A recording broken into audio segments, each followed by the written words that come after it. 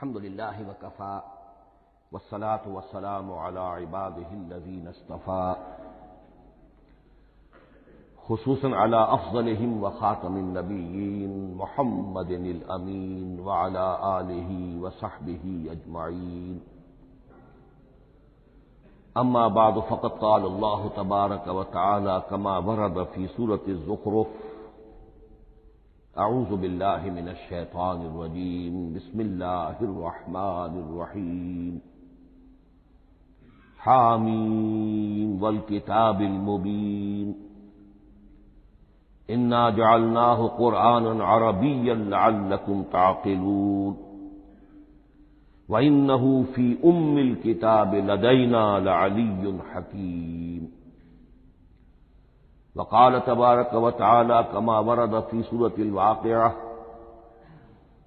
فلا اقسم بمواقع النجوم وإنه لقسم لو تعلمون عظیم انه لقرآن کریم فی کتاب مکنون لا يمسه الا المطهرون تنزيل من رب العالمين وقال عز وجل كما ورد في آخر سورة الفجر بل هو قرآن مجيد في لوح محفوظ صدق الله العظيم رب اشرح لي صدري ويسر لي أمري واحلل عقدة من لساني يفقهوا قولي اللهم ربنا الہمنا رشدنا واعذنا من شرور انفسنا اللهم ارنا الحق حقا وارزقنا اتباعه وارنا الباطل باطلا وارزقنا اجتنابه اللهم ارحمنا بالقرآن العظيم واجعله لنا اماما ونورا وهدى ورحمة اللهم ذكرنا منه ما نسينا وعلمنا منه ما جهلنا وارزقنا تلاوته آناء الليل وآناء النهار واجعله لنا حجة يا رب العالمين آمین۔ آج شعبان معظم کی 28ویں شب ہے اور ہم ماہ رمضان مبارک کے دوران نماز تراویح کے ساتھ دورہ ترجمہ قرآن کی تمہید کے طور پر آج اور کل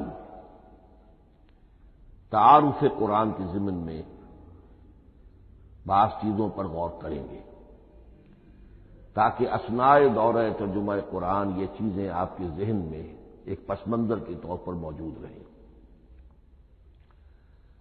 رمضان مبارک میں نماز تراویح کے ساتھ دورہ ترجمہ قرآن کا جو سلسلہ ہم نے شروع کیا اب اسے 15 برس سے زائد ہو چکے ہیں۔ الحمدللہ کہ اس کا چرچا اب وسیع و عریض پیمانے پر ہو چکا ہے، نہ صرف اندرون ملک بیرون ملک بھی۔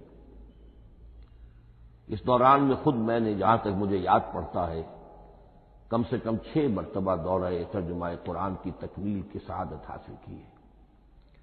2 مرتبہ اس سے قبل کراچی میں، 3 مرتبہ لاہور میں، 1 مرتبہ ملتان میں، 1 مرتبہ ابوظہبی میں۔ اور اس سال جو میں اپنی اب ضعیفی اور اپنے علالت کے باوجود یہ ہمت کر رہا ہوں اس کا ایک خاص سبب ہے، اور وہ یہ کہ اللہ کے فضل و کرم سے بعض صورتیں ایسی پیدا ہوئیں کہ کیبل ٹی وی پر میرے ان دروس قرآن یا دورہ ترجمہ قرآن کے کیسٹ دکھائے گئے بھارت میں، اور وہیں سے یہ درخواست بھی موصول ہوئی کہ ہم چاہتے ہیں کہ اسے سیٹلائٹ پر ٹیلی کاسٹ کرائیں، لیکن اس کے لیے اس کی جو ریکارڈنگ ہے اس کا معیار بہتر ہونا چاہیے۔ تو اس ضرورت کو پورا کرنے کے لیے میں یہ ہمت کر رہا ہوں، اگرچہ اب جو بھی عمر کی سطح ہے ومن نعمرہ ننکسہ فی الخلق، میری یادداشت بھی اتنی شارپ نہیں رہی ہے جتنے پہلی تھی، استحضار جو کراس ریفرنسز کا ہے وہ بھی اب اتنا نہیں ہے جتنا کہ پہلے تھا، اور کبھی کبھی میری زبان لڑکھڑاتی بھی ہے۔ ان تمام معذوریوں کے باوجود اس ایک اہم ضرورت کے تحت میں نے یہ ارادہ کیا. میں خود بھی اللہ سے دعا کرتا ہوں، آپ بھی اللہ سے دعا فرمائیں کہ اس ارادے کی تکمیل ہو جائے اور اس سلسلے کو اللہ تعالیٰ اپنے کلام پاک کے پیغام اور علم اور حکمت کی ایک بڑے پیمانے پر پورے عالم انسانیت میں پھیلانے کا ذریعہ بنا دے. تعارف قرآن کے ضمن میں سب سے پہلی بات جو سمجھنے کی ہے وہ یہ کہ قرآن مجید کے بارے میں ہمارا اجمالی عقیدہ کیا ہے. یہ 3 جملوں پر مشتمل ہو سکتا ہے. ہمارے نزدیک قرآن اللہ کا کلام ہے جو محمد الرسول اللہ صلی اللہ علیہ وسلم پر نازل ہوا، اور تیسرے یہ کہ یہ مکمل محفوظ شکل میں موجود ہے بنوعاً، اس میں نہ کوئی تحریف ہوئی ہے نہ کوئی تبدیلی ہوئی ہے.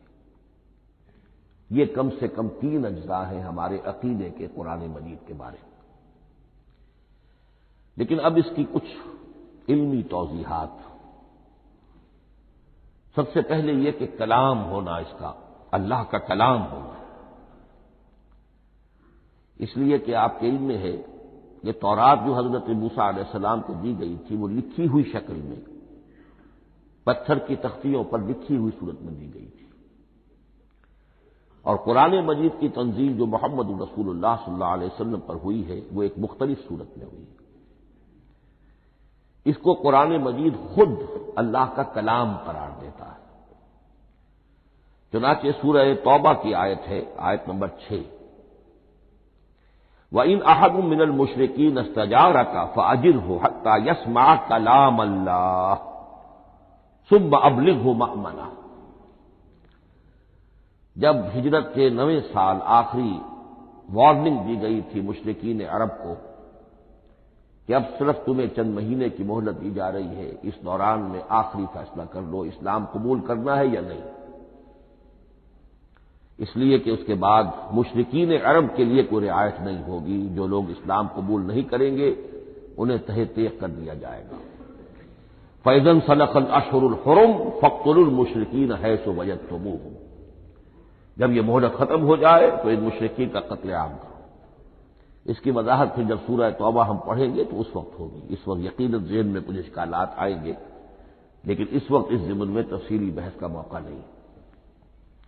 اب اس میں ایک استثناء رکھا گیا کہ ایک مشرک ہے وہ چاہتا ہے کہ اتنا بڑا چیلنج جو ہمیں دے دیا گیا تو ہمیں موقع دیا جائے کہ ہم آئیں، آپ کے پاس بیٹھیں، کچھ دن رہیں، اللہ کا کلام سنیں، آپ کیا بات منوانا چاہتے ہیں، اس کے لیے کیا دلائل ہیں، اس کو اچھی طرح سمجھیں. اس کا ہمیں موقع ہونا چاہیے.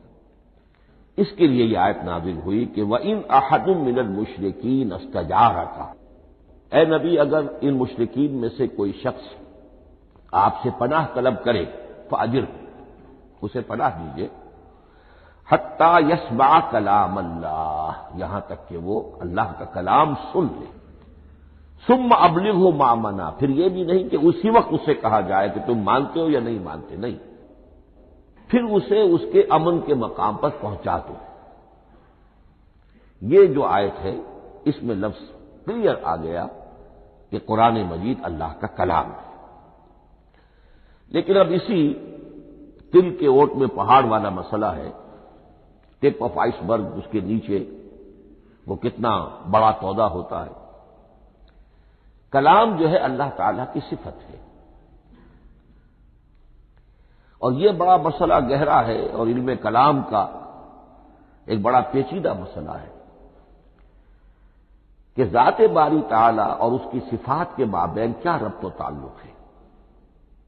آیا صفات ذات کا جز ہیں، جزو لا ینفک ہیں، حصہ ہے، یا کچھ زائد بر ذات، جس کو علامہ اقبال نے ایک جگہ کہا ہے صفات ذات حق، حق سے جدا یا عین ذات. یہ ہمارے علم کلام کا ایک بڑا پیچیدہ مسئلہ ہے. لیکن یہ کہ اس میں متکلمین کا جو تقریباً اجماعی فیصلہ ہے وہ 2 لفظوں میں آتا، لا عین ولا غیر.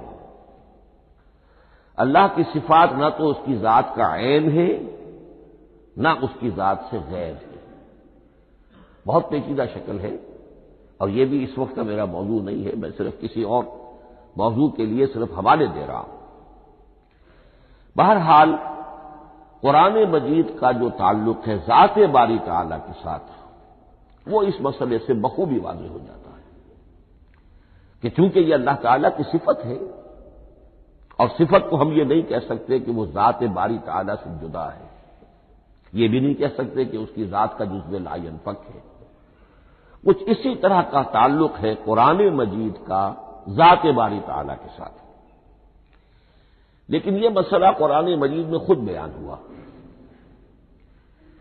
اور سورہ حشر کی آیت میں تو یہ فرمایا گیا، اللہ تعالیٰ نے اپنے اس کلام کی عظمت کو یوں بیان کیا، وہ عظمت کما ہیا، جیسے کہ وہ فی الواقع ہے، اور جس کا کہ گویا کہ پورا ادراک ہمارے لیے اپنی بہت سی محدودیتوں کی وجہ سے ممکن نہیں ہے، لیکن ایک تمثیل کے پیرائے میں سمجھایا، لو انزلنا ھذا القرآن علی جبل لرأیتہ خاشعا متصدعا من خشیۃ اللہ وتلک الامثال نضربها للناس لعلهم یتفکرون۔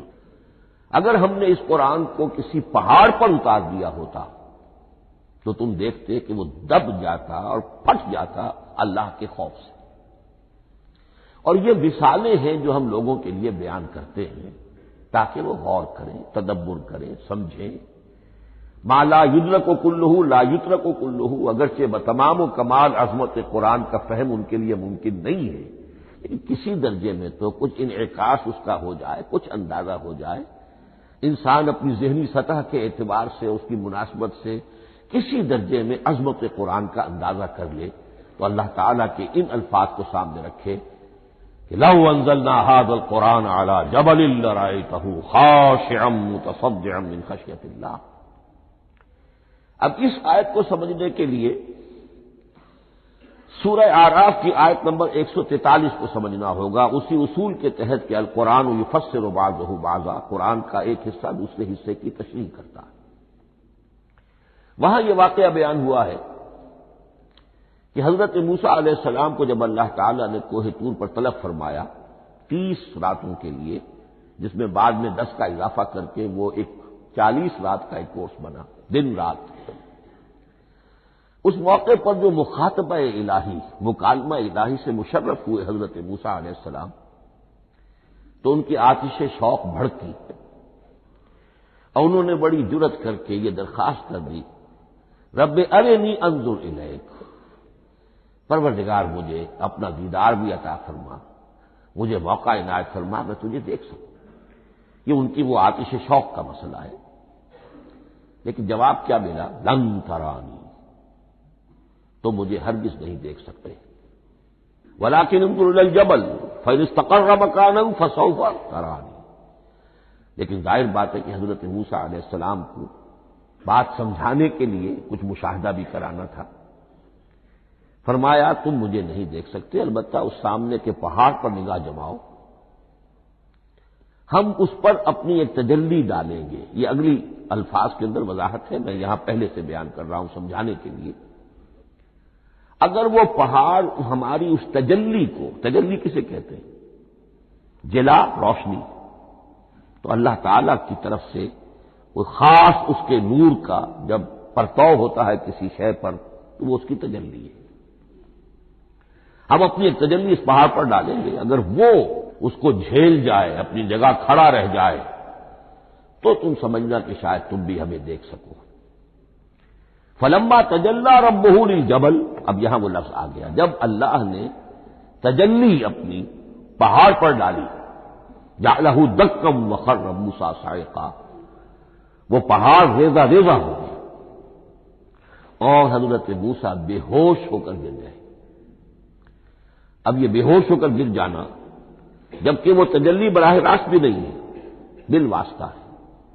مشاہدہ جو کر رہے حضرت موسیٰ وہ بالواسطہ ہے، تجلی پہاڑ پر ہے، لیکن یہ کہ اس کا بھی بالواسطہ اس کا جو ہوا ہے، اس کی جو تاثیر ہوئی حضرت موسیٰ علیہ السلام پر کہ وہ اس کی تاب نہ لا سکے اور بے ہوش ہو کر گر گئے۔ یہاں سے یہ بات سمجھ میں آتی ہے کہ یہ تجلی ذات باری تعالی تھی جس نے کوہ طور کو جلا کر بھسم کر دیا یا ٹکڑے ٹکڑے کر دیا، ریزہ ریزہ کر دیا۔ اب ذات الہی کے ساتھ جو تعلق ہے کلام الہی کا، اور یہ صفت جو لا عین ولا غیر کے درجے میں ہے ذات کے ساتھ، تو وہی تاثیر اس کلام الہی کی بھی ہے۔ لو انزلنا هذا القرآن على جبل لرأيته خاشعا متصدعا من خشية الله وتلك الامثال نضربها للناس لعلهم يتفكرون۔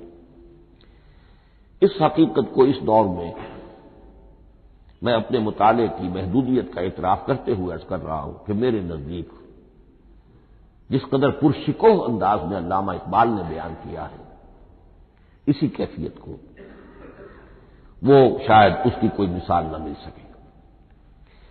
فاش گویم آنچ در دل مزمرست، یہ کتابیں نیست چیزیں دیگرست، میں صاف ہی کہہ دیتا ہوں جو میرے دل میں چھپی ہوئی بات ہے۔ فاش گویم آنچ در دل مزمرست، یہ کتابیں نیست، اس قرآن کو کتاب نہ سمجھنا، یہ کچھ اور شے ہے، چیزیں دیگرست۔ اب وہ چیزیں دیگر کیا ہے؟ وہی جو میں نے عرض کیا، ذات باری تعالی اور کلام کا صفت باری تعالی ہونا، اس کے بنا پر جو مناسبت ہے، جو قرب ہے، جو مشابہت ہے۔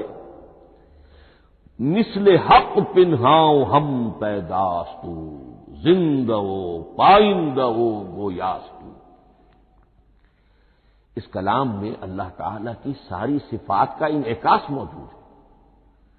یہ بات ویسے بھی سمجھ میں آتی ہے، کوئی شخص ذرا گفتگو کرے، چند جملے جب وہ ادا کرے گا اپنی زبان سے تو معلوم ہو جائے گا کہ اس کے فہم کا، اس کی دانش کا، اس کے مطالعے کا حدود اربع کیا ہے اور اس کے ذہن کی سطح کیا، سمجھ میں آ جائے گی بات۔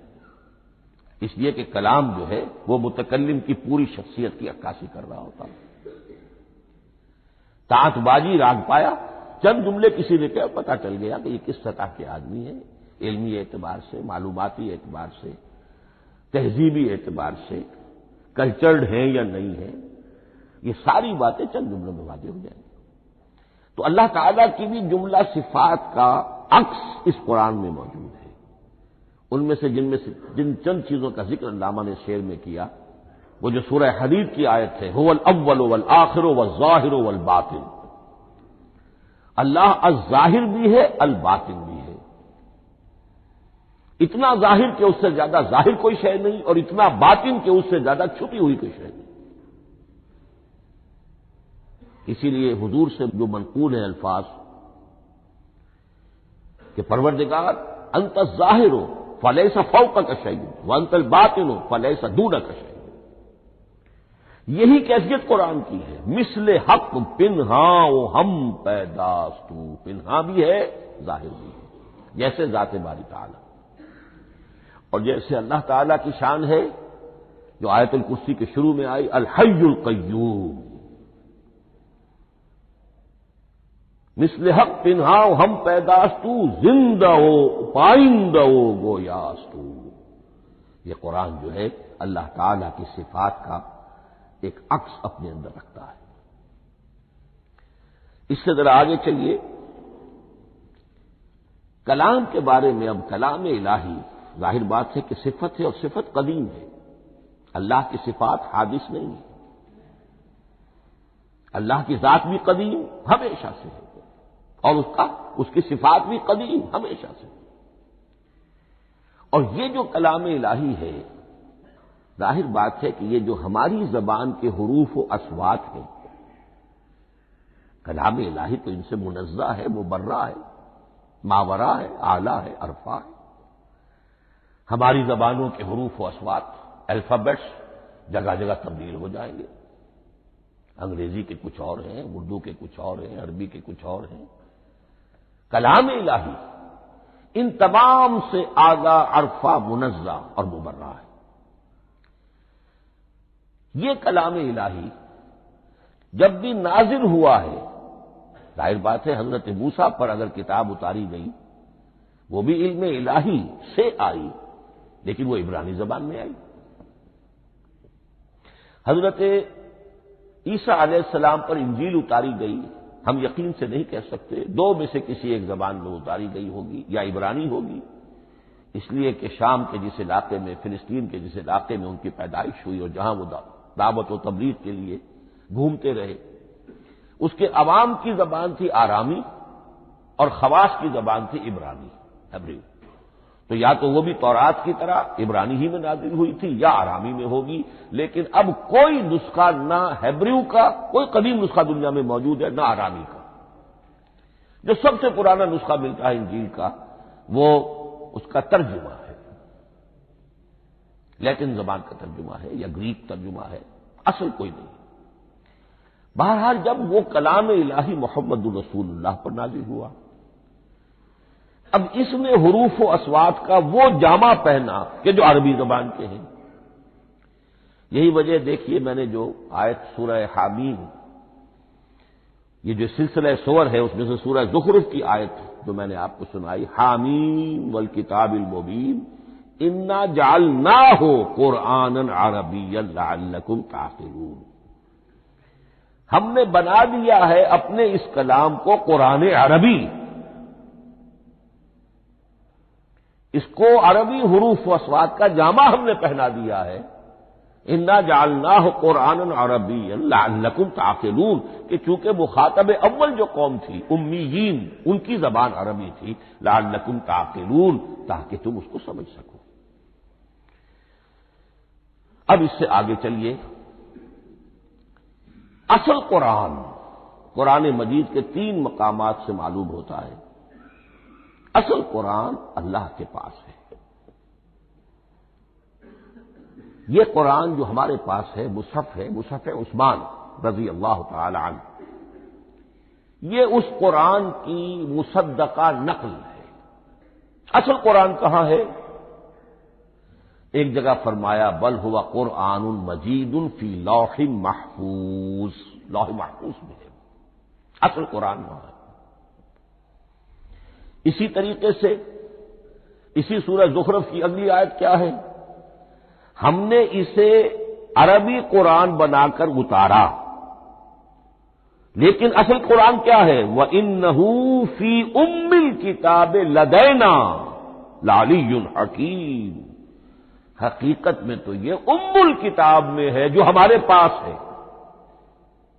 اور علی ہے بہت بلند، حکیم بڑی حکمت والا، یا محکم مضبوط، حکیم کے دونوں معنی۔ استحکام بھی اسی ہے کاف اور میم کے مادے سے بنا ہے، کسی شے کا پختہ ہو جانا، مضبوط ہو جانا، اور عقل کی پختگی وہ حکمت ہے، وہ دانائی ہے۔ اس اعتبار سے نوٹ کیجئے اصل قرآن کہاں ہے؟ لوح محفوظ میں۔ اصل قرآن کہاں ہے؟ ام الکتاب میں۔ اسی کو کہا گیا ہے ایک اور مقام پر، فی صحف مکرمۃ مرفوعۃ مطہرۃ بأیدی سفرۃ کرام بررہ۔ یہ قرآن، اصل قرآن تو بڑے صحیفوں میں، ان صحیفوں میں ہے، ان صفحات میں ہے، ان اوراق میں ہے، جس کی شان کیا ہے؟ مکرمۃ، ان کی انتہائی تعظیم کی جاتی ہے، مطہرۃ، نہایت پاک صحیفے، فی صحف مکرمۃ مرفوعۃ، بلند و بالا، مطہرۃ بِأَیْدِی سَفَرَةٍ کِرَامٍ بَرَرَةٍ، ان فرشتوں کے ہاتھ میں جو بہت باعزت، بہت اونچے درجے کے، ان کے ہاتھوں میں ہے۔ وہ لوگ ہیں کہ جن کی تحویل میں ہے یہ کلام پاک، فی صحف مکرمۃ مرفوعۃ مطہرۃ بِأَیْدِی سَفَرَةٍ کِرَامٍ بَرَرَةٍ۔ اب اسی کو بیان کیا ہے سورہ واقعہ میں، فلا اقسم بمواقع النجوم، تو نہیں، میں قسم کھاتا ہوں ستاروں کے ڈوبنے کی جگہ کی۔ وَإِنَّهُ لَوْ تَعْلَمُونَ لَقَسَمٌ عَظِيمٌ، وَإِنَّهُ لَقَسَمٌ لَوْ تَعْلَمُونَ عَظِيمٌ، اور اگر تم جان سکتے تو یہ بہت بڑی قسم ہے جو ہم نے کھائی ہے، بہت بڑی گواہی ہے جو ہم نے پیش کی ہے۔ اب تدریجاً اس کا انکشاف ہو رہا ہے.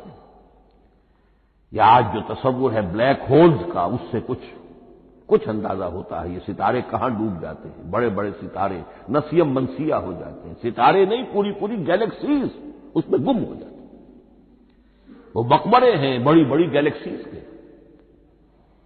فلا اقسم بمواقع النجوم وانه لقسم لو تعلمون عظیم انه لقرآن کریم.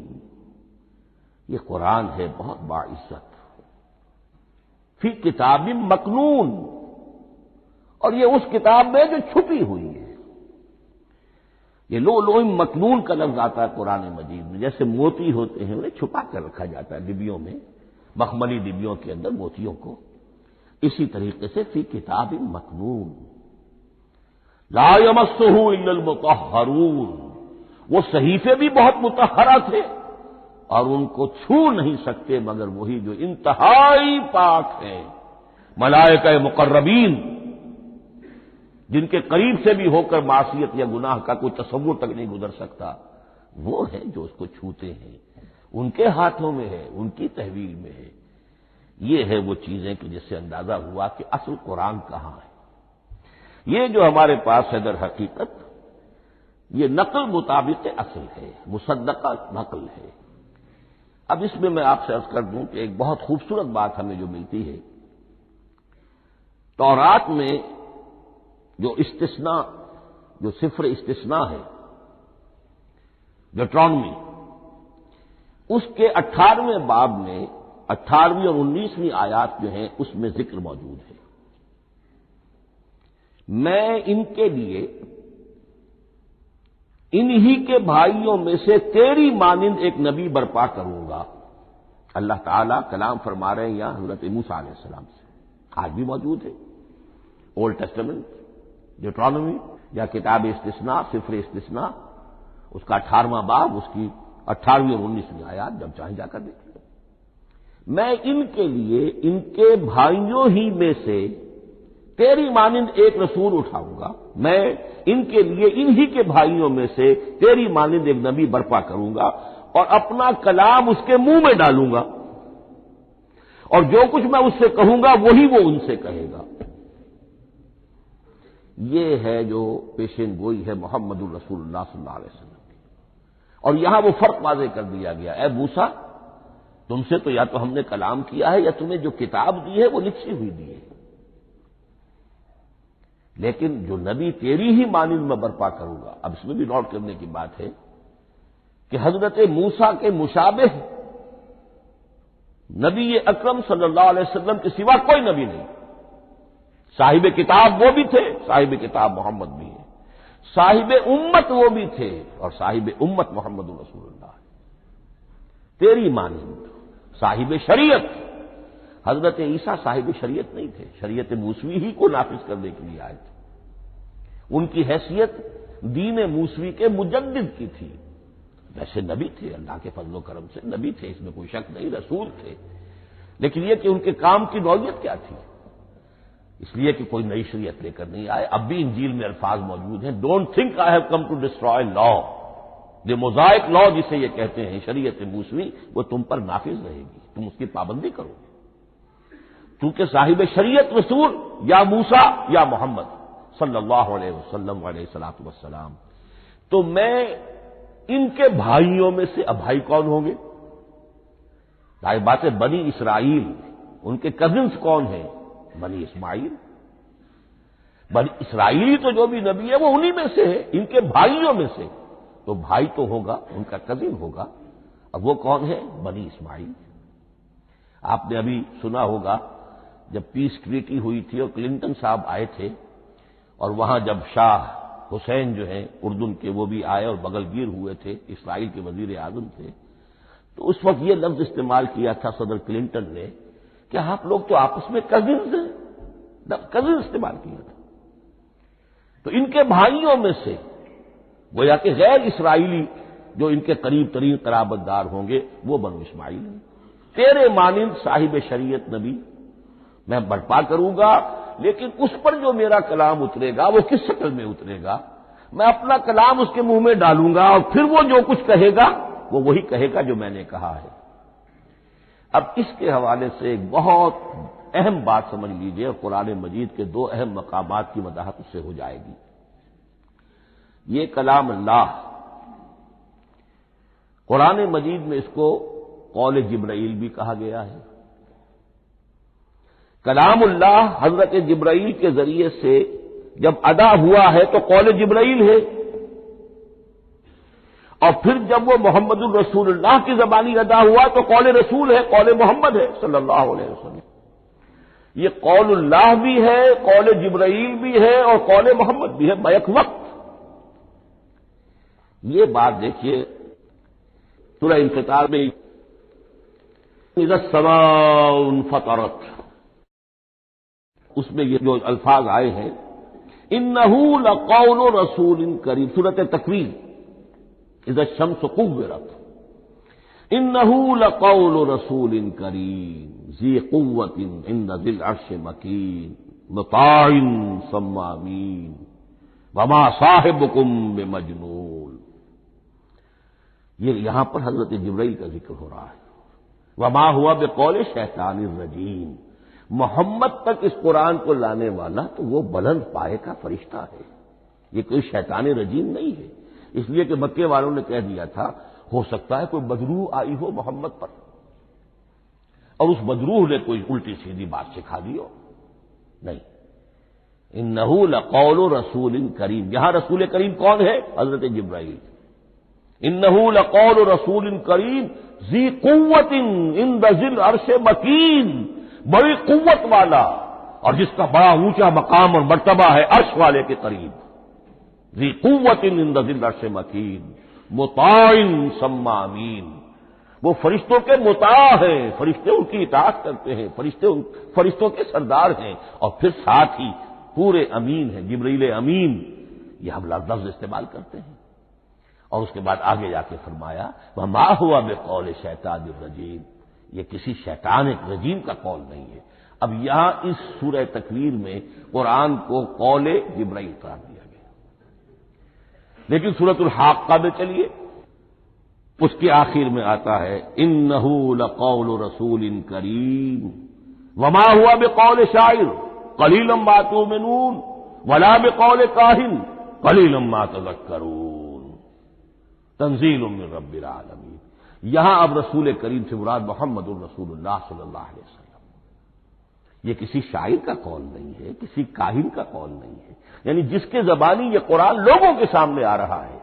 جبرائیل کا قول ہو کر تو محمد پر نازل ہوا صلی اللہ علیہ وسلم، لیکن اب لوگوں کے سامنے وہ قول محمد بن کر آ رہا ہے۔ انہ لقول رسول کریم وما ہوا بقول شاعر قلیلا ما تؤمنون ولا بقول کاہن قلیلا ما تذکرون تنزیل من رب العالمین۔ تو قرآن مجید کلام اللہ ہے، پھر وہ قول جبرائیل بنا جب جبرائیل نے آ کر محمد کو سنایا، اور پھر وہ قول محمد بنا جب محمد کی زبان مبارک سے لوگوں نے اسے سنا، اہل عرب نے سنا، اور پھر وہ بات پھیلتی چلی گئی۔ اب آخری بحث اس موضوع پر جو ہے وہ یہ ہے، کلام الہی کی 3 صورتیں ہیں جو قرآن مجید میں سورہ شورى کی آیت نمبر 51 میں بیان ہوئی ہے۔ وما كان لبشر ان يكلمه اللہ، کسی بشر، کسی انسان کی یہ حیثیت نہیں ہے، مقام نہیں ہے کہ اللہ اس سے کلام کرے۔ یہ نہیں کہا کہ اللہ کے لیے ممکن نہیں ہے، نہیں نہیں، اللہ کے لیے تو ہر شے ممکن ہے، لیکن کسی بشر کا یہ مقام نہیں ہے کہ اللہ اس سے کلام کرے۔ مخلوق ہے، بشر ہے۔ ما كان لبشر ان يكلمه اللہ الا اب 3 شکلیں آئیں، الا وحیا او من وراء حجاب او يرسل رسولا فيوحي باذنه ما يشاء انه علی حکیم۔ 3 صورتیں ہیں کلام الہی کی، یا تو براہ راست اللہ وحی کرتا ہے بغیر کسی فرشتے کی درمیان میں ذریعہ بنائے ہوئے، اسی کا نام الہام ہے، اسی کا نام تحدیث ہے۔ یہ غیر نبی کے ساتھ بھی ہوتا ہے، حضور نے فرمایا ہر نبی کی امت میں محدث ہوتے تھے جن سے اللہ کلام کرتا تھا، اور میری امت کا محدث عمر رضی اللہ تعالی، محدث، محدث نہیں، محدث کے معنی ہے علم حدیث کا ماہر۔ امام بخاری محدث ہے، امام مسلم محدث ہے۔ محدث تحدیث سے مفعول بنا، جس سے بات کی جاتی ہے، محدث۔ اللہ بات کرتا ہے، اللہ دل میں ڈال دیتا ہے، القاء ہو جاتا ہے، الہام ہو جاتا ہے، کوئی فرشتہ درمیان میں نہیں، براہ راست۔ دوسری شکل کلام کی کیا ہے؟ او من ورائے حجاب، یہ ہمارے علم کی حد تک صرف حضرت موسیٰ علیہ السلام کی شان ہے، استثنائی شان ہے۔ وَكَلَّمَ اللَّهُ مُوسَىٰ تَكْلِيمًا، اور موسیٰ کے ساتھ تو اللہ نے کلام فرمایا جیسے کہ کلام کیا جاتا ہے۔ فرق کیا تھا؟ من ورائے حجاب، پردہ تھا، دیکھ نہیں سکتے تھے، تبھی تو ان کی وہ آتش شوق بھڑکی تھی۔ کیا قیامت ہے کہ چلمن سے لگے بیٹھے ہیں، صاف چھپتے بھی نہیں، سامنے آتے بھی نہیں، کلام بھی فرما رہے ہیں، لیکن یہ کہ بات مجھے دیدار عطا کرنے کے لیے تیار نہیں، رب ارنی انظر الیک۔ لیکن یہ جو کلام ہے ہمارے علم کی حد تک براہ راست اس دنیا میں حضور سے ہوا ہے معراج کی شب، لیکن وہ 7ویں آسمان پر ہوا۔ اس دنیا میں ہمارے علم کی حد تک یہ کلام براہ راست من ورائے حجاب صرف حضرت موسیٰ علیہ السلام کی استثنائی شان ہے۔ اور تیسرا ہے او یرسل رسولا فیوحی باذنہ ما یشاء، یا تیسری صورت یہ کہ اللہ کسی پیغامبر کو بھیجتا ہے جو وحی کرتا ہے جو اللہ چاہتا ہے۔ یہ تیسری شکل ہے وحی کی۔ قرآن مجید اس تیسری شکل میں نازل ہوا ہے محمد الرسول اللہ صلی اللہ علیہ وسلم۔ حضور کو جو الہام ہو جاتے تھے، جو حضور کو القاء ہو جاتا تھا، جو آپ کے دل میں براہ راست اللہ کی طرف سے وحی آتی تھی، وہ قرآن میں شامل نہیں ہے۔ اگرچہ حضور کے خواب بھی سچے تھے، وہ بھی اللہ کی طرف سے ہوتے تھے، شیطان کی آمیزش نہیں ہو سکتی تھی، لیکن یہ بھی قرآن میں شامل نہیں ہے۔ قرآن میں شامل ہے تیسری قسم کی وحی، او یرسل رسولا، پھر ہم بھیجتے ہیں ایک پیغامبر کو فرشتوں میں سے۔ اللہ یصطفی من الملائکۃ رسلا ومن الناس، اللہ چن لیتا ہے فرشتوں میں سے بھی اپنا پیغامبر اور انسانوں میں سے بھی۔ تو فرشتے کے ذریعے سے ایک فرشتہ جو اللہ سے لیتا ہے اور انسان، رسول انسان تک پہنچا دیتا ہے۔ اب وہ رسول انسان، رسول بشر جو ہے وہ اپنے ہم نوع، ہم جنس لوگوں کو پہنچا۔ تو اللہ یصطفی من الملائکۃ رسلا ومن الناس، یہاں وہی بات فرمائی او یرسل رسولا فیوحی باذنہ ما یشاء، پھر وہ وحی کرتا ہے اللہ کے حکم سے جو اللہ چاہتا ہے۔ یہ کلام الہی کی یہ تیسری شکل ہے جو محمد الرسول اللہ صلی اللہ علیہ وسلم پر نازل ہوا، اور وہ ہے قرآن حکیم۔ اب ایک اور بحث جو علمی ہے وہ یہ ہے کہ حضور پر جو اس کا نزول ہوا اس کی کیفیات کیا تھی۔ دو الفاظ استعمال ہوتے ہیں، انزال بھی اور تنزیل بھی۔ ان دونوں میں فرق کیا ہے اس کو نوٹ کر لینا چاہیے۔ لغوی اعتبار سے جان لینا چاہیے، نزل ینزل، کسی کا خود اترنا، نازل ہونا، اترنا۔ انزل ینزل، دفعتن اتار دینا، کسی اور نے کسی شے کو دفعتن نیچے اتار دیا۔ یہی مفہوم نزلہ کے ساتھ بے لگ جائے تو آ جاتا ہے، با کے ساتھ نزلہ بہی، یہ اتارنے کے مفہوم میں آئے گا۔ لفظی ترجمہ یہ بھی کر سکتے وہ اترا اس شے کے ساتھ۔ نزلہ بہ الروح الامین، اس کو لے کر نازل ہوا خود روح الامین فرشتہ، علی قلبک، اے محمد صلی اللہ علیہ وسلم آپ کے قلب مبارک پر۔ تو نزلہ بے اور انزال اس کے معنی ایک ہی ہے، لیکن اگلا لفظ ہے تنزیل، نزل ینزل تنزیلا، اس کے معنی ہے رفتہ رفتہ، تدریجاً، نجمن نجمن، تھوڑا تھوڑا کر کے، وقفے وقفے سے اتارنا۔ جیسے عربی میں اعلام کہیں گے کسی کو کچھ بتا دینا، باخبر کر دینا، مطلع کر دینا، بھائی مطلع کر دیا میں نے، اب تم جانو تمہارا کام، یہ اعلام کہلائے گا۔ تعلیم کسے کہتے ہیں؟ سکھانا، درجہ بدرجہ، دیکھنا اس کی استعداد کیا ہے، آج یہ کیا بات سمجھ سکتا ہے، میں اتنے ہی درجے تک سمجھاؤں، اب کل میں اسے مزید سمجھاؤں گا، پرسوں مزید سمجھاؤں گا۔ یہ درجہ بدرجہ کسی شے کو سمجھانا یہ تعلیم ہے۔ تو انزل ینزل انزالا، یہ ہے اتار دینا دفعتن، اور نزل ینزل تنزیلا، یہ ہے تدریجاً اتارنا۔ اب قرآن مجید کے لیے یہ دونوں الفاظ مستعمل ہیں، لیلۃ القدر اور لیلۃ المبارکہ۔ اب یہ دو بھی نوٹ کر لیجئے، قرآن مجید میں چونکہ اہم مضامین کم سے کم دو جگہ پر ضرور آتے ہیں۔ انا انزلناہ فی لیلۃ القدر، یہاں انزلنا ہے، نزلنا نہیں ہے، انزلنا ہے، ہم نے اتارا اس کو لیلۃ القدر میں۔ اور باقی صورت تو آپ کو یاد ہوگی، وما ادراک ما لیلۃ القدر، لیلۃ القدر خیر من الف شہر، تنزل الملائکۃ والروح فیہا باذن ربہم من کل امر، سلام ہی حتی مطلع الفجر۔ لیکن یہ اہم مضمون قرآن مجید میں دوسری جگہ بھی ہے، سورہ دخان کے شروع میں فرمایا حامیم والکتاب المبین انا انزلناہ فی لیلۃ مبارکۃ انا کنا منذرین فیہا یفرق کل امر حکیم امرا من عندنا انا کنا مرسلین رحمتا من ربک انہ هو السمیع العلیم۔ یہ لیلۃ المبارکہ ہے، ایک ہی ہے، لیلۃ القدر اور لیلۃ المبارکہ، ان دونوں کے لیے وہی انزلنا کا لفظ آیا۔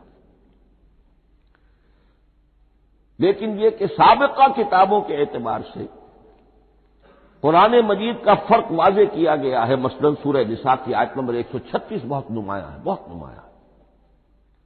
وہاں فرمایا گیا یا ایھا الذین آمنوا آمنوا باللہ ورسولہ والکتاب الذی نزل علی رسولہ والکتاب الذی انزل من قبل، اے ایمان کے دعوے دارو حقیقتاً ایمان لاؤ، ایسے ایمان لاؤ جیسے ایمان لانے کا حق ہے، اللہ پر بھی اور اس کے رسول پر بھی، اور اس کتاب پر بھی جو اللہ نے اپنے رسول پر نازل فرمائی، اور اس کتاب پر بھی جو اللہ نے پہلے نازل فرمائی۔ لیکن نازل کے لیے یہاں آیا حضور کے لیے والکتاب الذی نزل علی رسول، تنزیل کی شکل میں، اور تورات کے لیے والکتاب الذی انزل من قبل، وہ تو دفعۃ واحدا لکھی ہوئی تختیوں کی شکل میں حضرت موسیٰ علیہ السلام کو دے دی گئی تھی۔ تو یا ایھا الذین آمنوا آمنوا باللہ ورسولہ والکتاب الذی نزل علی رسولہ والکتاب الذی انزل من قبل، یہ جو تنزیل ہوئی ہے حضور پر، یعنی لیلۃ القدر میں جو رمضان مبارک میں ہے، پورا قرآن لوح محفوظ سے، کتاب مکنون سے، ام الکتاب سے نقل کر کے اتار دیا گیا سمائے دنیا تک، پہلا آسمان جسے ہم کہتے ہیں سمائے دنیا، وہ آسمان جو قریب ترین ہے دنیا کے، وہاں سے اب یہ درجہ بدرجہ تھوڑا تھوڑا، چند آیتیں، چند سورتیں، پھر آیتیں، پھر سورتیں، یہ نازل ہوا محمد الرسول اللہ صلی اللہ علیہ وسلم پر۔ گویا کہ پہلا مرحلہ انزال کا ہے، پورا قرآن لوح محفوظ یا کتاب مکنون یا ام الکتاب سے نقل کر کے اتار دیا گیا سمائے دنیا تک۔ یہ ہے انزل ینزل انزالا، انا انزلناہ فی لیلۃ القدر انا انزلناہ فی لیلۃ مبارکہ۔ لیکن محمد الرسول اللہ پر یہ نازل ہوا اب تھوڑا تھوڑا، نجمن نجمن، درجہ بدرجہ، تدریجن، یہ ہے تنزیل۔ اس تنزیل کی حکمت قرآن مجید میں بیان ہوئی ہے، اور اس اعتبار سے کہ اہل عرب نے، اہل مکہ نے اعتراض کیا تھا کہ یہ پورا قرآن کیوں نہیں محمد ایک ہی مرتبہ پیش کر دیتے صلی اللہ علیہ وسلم۔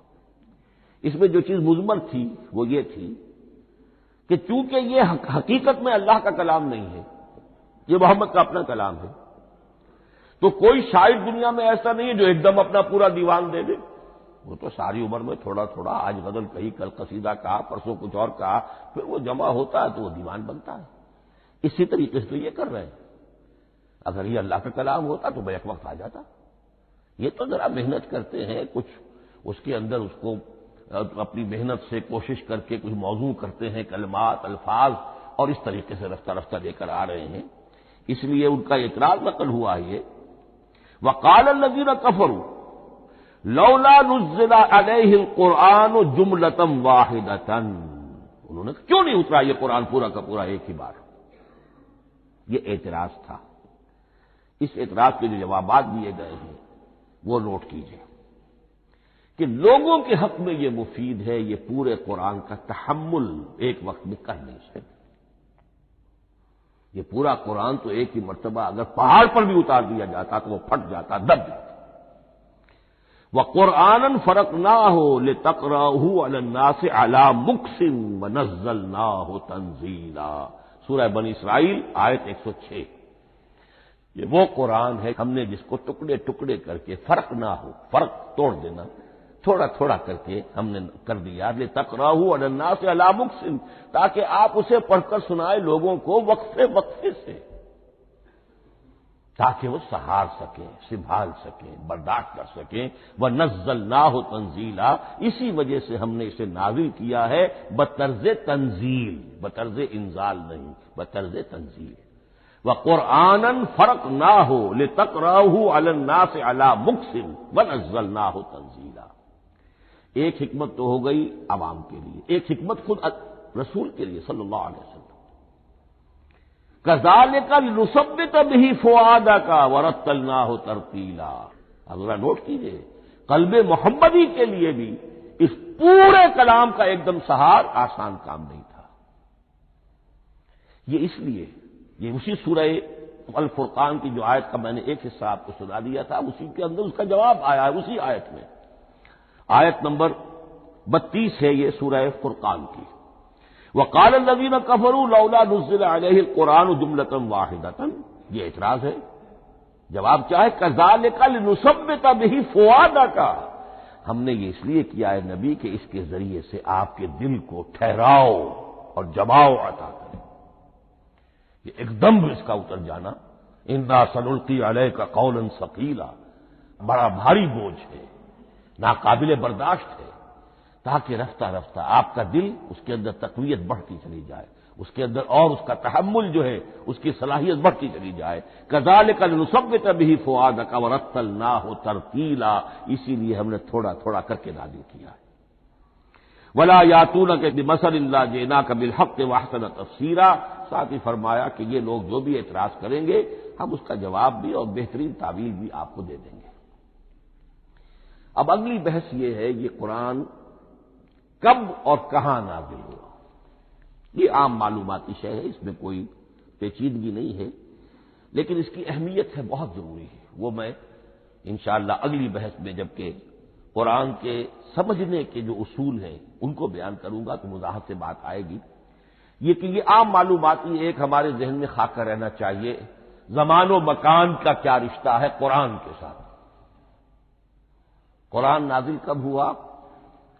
ہمارا چونکہ عام طور پر جو معمول ہے، ہم تو جو کرسچین ایرا ہے اس کے حوالے سے ہمارے ذہن کے اندر سارا حساب کتاب ہے، تو سن 610 عیسوی سے لے کر 632 عیسوی تک شمسی حساب سے 22 سالوں میں قرآن نازل ہوا ہے۔ 571 حضور کی ولادت کا سال ہے، 571 عیسوی۔ 610 میں آپ 39 سال کے ہوئے، لیکن قمری حساب سے 40 کے ہو چکے۔ 610 میں قرآن کی تنزیل شروع ہوئی اور 632 میں آپ کا انتقال ہوا۔ 22 برس زمانی اعتبار سے نقشہ ذہن میں رکھیے، اور اسے ہم اگر دوسرے حساب سے کہیں گے تو عام الفیل، وہ جو ابرہہ آیا تھا بیت اللہ کو ڈھانے کے لیے، وہ سال عربوں میں بہت مشہور ہو گیا تھا، اور وہی سال حضور کی ولادت کا ہے، تو عام الفیل ہی میں حضور کی ولادت ہوئی، لہذا 40 عام الفیل میں قرآن مجید کا نزول شروع ہوا، اور 11 ہجری تک یہ 23 برس بنتے ہیں قمری حساب سے۔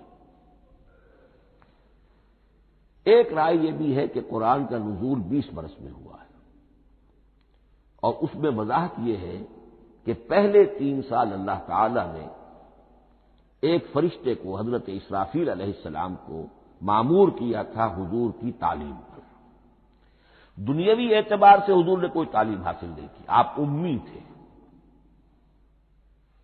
آپ نے دنیاوی اعتبار سے کسی کے سامنے زانو تلمس طے نہیں کیا، کہیں کوئی تعلیم حاصل نہیں کی، کہیں کوئی تحصیل علم نہیں کی، لیکن اللہ تعالیٰ نے علمہ شدید القوا، اللہ تعالیٰ نے جو کچھ انہیں سکھایا ہے، جو علم انہیں عطا کیا ہے، تو ایک روایت یہ ہے کہ 3 برس تک، اور اس کے بعد پھر قرآن نازل ہونا شروع ہوا تو 20 برس تک قرآن نازل ہوا، لیکن وہ لوگ بھی مانتے ہیں کہ سورہ علق کی آیتیں نازل ہو چکی تھی، پھر 3 برس کا وقفہ ہے۔ سورہ علق کی آیتیں کیا ہے؟ جو پہلی وہی ہے، اقرا بسم ربک الذی خلق خلق الانسان من علق اقرا وربک الاکرم الذی علم بالقلم علم الانسان ما لم یعلم، گویا کہ بسم اللہ ہو رہی ہے محمد الرسول اللہ صلی اللہ علیہ وسلم کی تعلیم کی، اور جن گھرانوں میں یہ رواج ابھی تک چل رہا ہو بسم اللہ بچوں کی کراتے ہیں، ایک تقریب کی شکل میں منعقد کرتے ہیں، ہمارے ہاں یہ رواج تھا، اب ہم چھوڑ چکے ہیں، کہ جو تقریب بھی حضور کی اور صحابہ کی زندگیوں سے ثابت نہ ہو، ہمیں کوشش کرنی چاہیے کہ ان تقریبات کا سلسلہ منقطع کریں۔ ما انا علیہ واصحابی، ہماری تقریبات جو ہے وہ بس وہیں تک محدود رہنی چاہیے۔ بہرحال وہ جو ایک چلتی ہے روایت، 4 سال 4 مہینے 4 دن کا بچہ یا بچی ہے تو بسم اللہ یہی آیتیں پڑھی جاتی ہیں، پڑھ تو نہیں سکتا، انگلی رکھ کر پڑھانے والا کوئی عالم دین بیٹھ جاتا ہے سامنے، وہ نہا دھو کر بچہ یا بچی بیٹھی ہوئی ہے اور اس کو اقرا بسم ربک الذی خلق خلق الانسان من علق اقرا وربک الاکرم الذی علم بالقلم علم الانسان ما لم یعلم۔ اب اس میں تو سارا پڑھنے پر زور ہے، حصول علم پر زور ہے، کسی تبلیغ کا حکم ہی نہیں، ابھی رسالت کا کوئی تذکرہ کچھ بھی نہیں، اس میں تو قیامت کا بھی کوئی ذکر نہیں۔ اب اس کے بعد روایت یہ ہے کہ 3 برس تک پھر حضرت اسرافیل دن رات حضور کے ساتھ رہے ہیں اور آپ کی تعلیم ہوئی ہے، اور پھر 3 برس کے بعد پھر وحی کا سلسلہ شروع ہوا ہے، واللہ عالم۔ لیکن یہ کہ جب سورہ اقرا نازل ہو چکی ہے اس کی 5 آیتیں، تو وہ 3 برس بھی اس کا وقفہ شمار ہوں گے، زمانہ نزول پھر وہی 23 برس رہے گا۔ اسی کے ساتھ میں نے عرض کیا تھا کہ دوسری بات یہ کہاں نازل ہوا قرآن۔ ایک لفظ میں تو یہ سمجھ لیجئے یہ حجاز میں نازل ہوا۔ حجاز جزیرہ نماء عرب کا ایک خاص حصہ ہے، پہاڑی سلسلہ، یوں سمجھ لیجئے، اس کو ذہن میں رکھیے، جزیرہ نماء عرب جو ہے وہ شمال سے جنوب کی طرف چوڑا ہوتا جاتا ہے، شمال میں شام اور عراق کی طرف جاتا ہے تو وہ تنگ ہے، پھر نیچے چوڑا ہو رہا ہے۔ اس کا جو مغربی ساحل ہے جس پر جدہ کی بندرگاہ بھی ہے، یمبو کی بھی ہے، اس کے کہیں وہ ایک میدان شروع ہوتا ہے ساحل سے، کہیں وہ بہت مختصر ہے، کہیں خاصا چوڑا ہے، اس کو کہتے ہیں تہامہ۔ پھر ایک پہاڑی سلسلہ ہے، اس کو کہتے ہیں حجاز۔ یہ پہاڑی سلسلہ جو ہے اس کے بعد جو ہے وہ نجد کہلاتا ہے، وہ سطح مرتفع ہے، پلیٹو۔ تو یہ 3 حصے ہیں جزیرہ نماء عرب کے جغرافیائی اعتبار سے، اور حجاز کہتے بھی ہیں پردے کو، حاجزن، پردہ جو 2 چیزوں کے درمیان حائل ہو جائے۔ تو یوں سمجھیے کہ یہ فلیٹ ہے نجد کا، اور یہ فلیٹ ہے میدان، یہ ہے تہامہ کا، اور درمیان میں یہ پہاڑی سلسلہ کھڑا ہوا ہے، تو یہ گویا کہ ان دونوں کو جدا کر رہا، یہ حجاز ہے۔ اس حجاز ہی کا شہر مکہ ہے، اس حجاز ہی کا شہر مدینہ ہے، اس حجاز ہی کا شہر طائف ہے، اس حجاز ہی کی آخری ٹپ سمجھ لیجئے تبوک ہے۔ تو حضور صلی اللہ علیہ وسلم کی پوری زندگی آغاز وحی کے بعد سے لے کر وہ اسی علاقے کے اندر، پہلے آپ مکے میں تھے، قرآن مجید کی جو صورتیں اس دور میں نازل ہوئیں یا آیتیں نازل وہ مکیات کہلاتی ہیں۔ پھر آپ نے ہجرت کی، اور ہجرت کر کے جب آپ جا رہے تھے اس دوران میں بھی کچھ قرآن نازل ہوا اثناء ہجرت میں۔ پھر آپ مدینے تشریف فرما ہوئے، اب وہ ہم کہتے ہیں مدنی قرآن، لیکن مدنی قرآن سارا مدینے میں نازل نہیں ہوا۔ آپ کبھی جا رہے کسی مہم پر، کسی جنگ کے لیے، غزوہ بدر کے لیے آ گئے ہیں، تو وہاں جو آیات نازل ہو رہی ہیں وہ مدینے میں تو نہیں ہو رہی۔ براڈ تقسیم تو یہی ہے، مکی مدنی۔ ہجرت سے قبل جو کچھ نازل ہوا وہ مکی، ہجرت کے بعد جو کچھ نازل ہوا وہ مدنی۔ لیکن صرف مدنی کہنا صحیح نہیں ہے، اثناء سفر تبوک، اتنا طویل سفر ہے آپ کا، اس کے دوران آتے جاتے قرآن نازل ہوتا رہا۔ لیکن یہ بات نوٹ کر لیجئے کہ پورا قرآن حجاز ہی میں نازل ہوا ہے، یہ تمام شہر، یہ تمام علاقہ حجاز کہلاتا ہے۔ ایک اور بحث جو ہم اسی اپنی پہلی نشست میں مکمل انشاءاللہ کر لیں گے وہ ہے محفوظیت قرآن کی بحث۔ میں نے عرض کیا تھا کہ 3 چیزوں پر ہمارا عقیدہ مشتمل ہے۔ یہ اللہ کا کلام ہے، نمبر 1، نازل ہوا محمد الرسول اللہ پر صلی اللہ علیہ وسلم، اسی لیے ہم نے کلام سے متعلق کچھ مباحث علمی گہرائی میں اتر کر وہ سمجھے، حضور پر اس کے نزول، انزال اور تنزیل کے مختلف مراحل کو سمجھا۔ اب اس کی محفوظیت کے اعتبار سے واقعہ یہ ہے کہ واحد کتاب ہے پوری دنیا میں، واحد کتاب جس کے بارے میں دشمن بھی تسلیم کرتے ہیں، چاہے وہ اسے اللہ کا کلام نہ مانے، لیکن یہ مانتے ہیں کہ بعین ہی وہ شے جو محمد نے اپنی امت کو دی تھی آج بھی امت کے پاس صحیح موجود ہے۔ ظاہر بات ہے اگر تو اسے اللہ کا کلام مانے، وہی مانے، تب تو مسلمان ہی ہو گئے۔ وہ تو یہی کہتے ہیں کہ بہرحال محمد نے چاہے خود لکھا، تصنیف کیا، جو بھی کچھ کیا اس کو چھوڑ دیجئے، لیکن جو شے محمد نے اپنی امت کو دی تھی صلی اللہ علیہ وسلم بعین ہی وہ شے موجود ہے۔ تو یہ محفوظیت قرآن کی جو ہے، جبکہ کوئی اور دنیا کی کتاب اس کی مدعی ہی نہیں۔ تورات والوں کا سرے سے یہ دعویٰ ہی نہیں ہے۔ وہ تورات تو گم ہو گئی تھی نبوکدنضر کے حملے کے وقت، اس کے بعد سے دنیا میں تورات کا وجود نہیں ہے، اور پھر 100 برس کے بعد اپنی یادداشتوں سے مرتب کی ہے یہ تورات جو آج ہمارے سامنے ہے۔ انجیل کا جیسا کہ میں عرض کر چکا ہوں کوئی نسخہ جو ہے نہ عبرانی کا موجود ہے نہ آرامی زبان کا ہے۔ دنیا کی کوئی کتاب نہیں جو دعویٰ کر سکتی ہو یہ قرآن جو شروع ہوتا ہے ذالک الکتاب لا ریب فیہ، یہ دعویٰ دنیا کی کسی اور کتاب نے خود کیا بھی نہیں۔ اس کی بھی جس قدر پرشکوہ الفاظ میں علامہ اقبال نے اس کی ترجمانی کی ہے انہی کا حصہ ہے۔ حرف اورا ریب نئے، تبدیل نئے، آیش شرمندہ تعویل نئے۔ اس قرآن کے کسی حرف میں کوئی تحریف ہو جانا نہیں، امکان ہی نہیں، قطعی طور پر کسی لفظ کا بدل دیا جانا نہیں، حرف اورا ریب نئے، تبدیل نئے، اس میں کسی کا شک پر مبنی ہونا نہیں، آیش شرمندہ تعویل نئے۔ اس کی آیت کوئی بھی ایسی نہیں جسے تروڑا مروڑا جا سکے، یہ اپنی حفاظت خود کرتی ہے۔ لا یاتیہ الباطل من بین یدیہ ولا من خلفہ، حامیم السجدہ کی آیت نمبر 42۔ اس پر باطل حملہ آور ہو ہی نہیں سکتا۔ انا نحن نزلنا الذکر وانا لہ لحافظون، ہم ہی نے یہ الذکر نازل کیا ہے اور ہم ہی اس کی حفاظت کرنے والے ہیں۔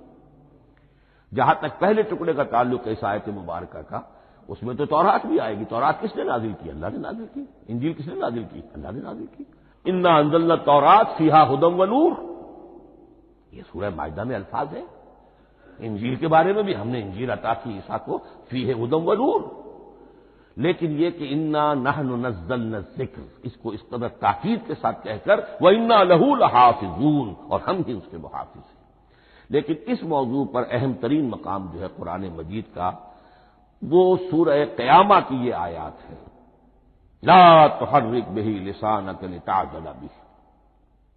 جب قرآن نازل ہوتا تھا حضور جلدی جلدی زبان کو حرکت دیتے تھے، یاد کر لیں، مبادا کہیں بھول جاؤ، مبادا کوئی لفظ جو ہے تبدیل ہو جائے۔ یہ مشقت جو آپ جھیل رہے تھے اس سے اللہ نے روک دیا از راہ شفقت اور محبت۔ لا تحرک بہ لسانک لتعجل بہ، ان علینا جمعہ وقرآنہ، ہمارے ذمے ہے اس کو جمع کر دینا، آپ کے سینے میں جمع کر دیں گے اس کو۔ اور صرف جمع کرنا نہیں، قرآن ترتیب، قرآن ہوتا ہے پڑھا جاتا ترتیب سے، یعنی ترتیب نزولی، یہ بعد میں ہماری علیحدہ بحث بھی آئے گی کہ ترتیب نزولی اور ہے، ترتیب مصحف اور ہے، یہ ترتیب بھی ہم کروا دیں گے، یہ بھی ہمارے ذمے ہے۔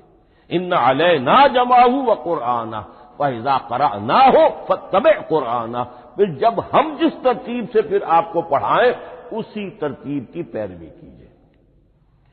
یہ جو ہے کہ قرآن کا جمع اور تدوین، یہ بھی اللہ تعالیٰ نے اس کی ضمانت لی، اور اس کی ترتیب بھی اللہ تعالیٰ ہی کی ضمانت سے ہے۔ اس اعتبار سے محفوظیت قرآن کے یہ دونوں پہلو ہمارے سامنے رہنے چاہیے۔ بارک اللہ لی ولکم فی القرآن العظیم ونفعنی وإیاکم بالآیات والذکر الحکیم۔